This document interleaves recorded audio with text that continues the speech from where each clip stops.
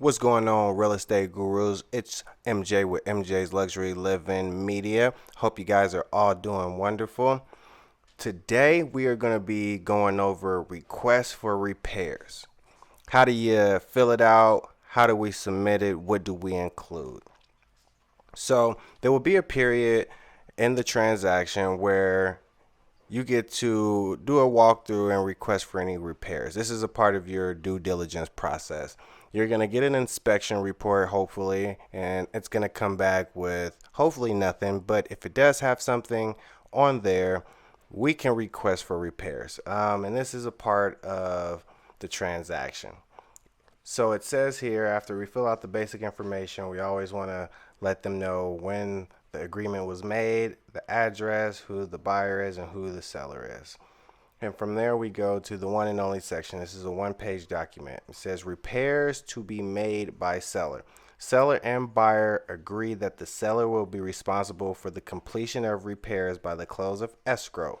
So pretty much it's just saying anything that we find, it doesn't matter how small, minute it is, how big and major it is, we can request to have it repaired. And of course, they can come back with the counter saying, hey, we don't want to fix this, we don't want to fix that. And of course, we have a time to decide whether those things are very detrimental to this transaction or something that we can fix going down the line. So once we have a list of what we feel needs to be completed, we would attach those pictures, the reports, all the information to let them know that we did have this inspection done by a licensed inspector and that they found these items and we wish for them to be repaired. So here we could just say leak in floor from drain.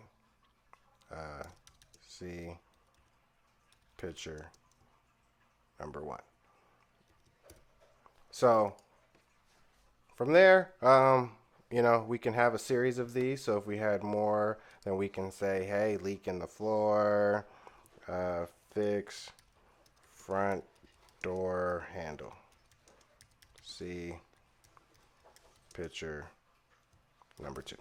So as you see, we could have a whole list. We could do 1,000 things if it causes for it, but the whole point is to let them know that, hey, we want these repairs done and have them done by the close of escrow. Once we get all of those, of course, we'll get the buyer's and the seller's signature and we will send that off. They can either accept it, counter, or reject it. And like I said, whichever decision that seller comes to, will have a subsequent reaction to it.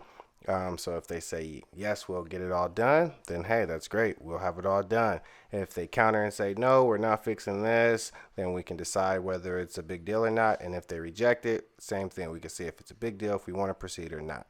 And that is as simple as it gets.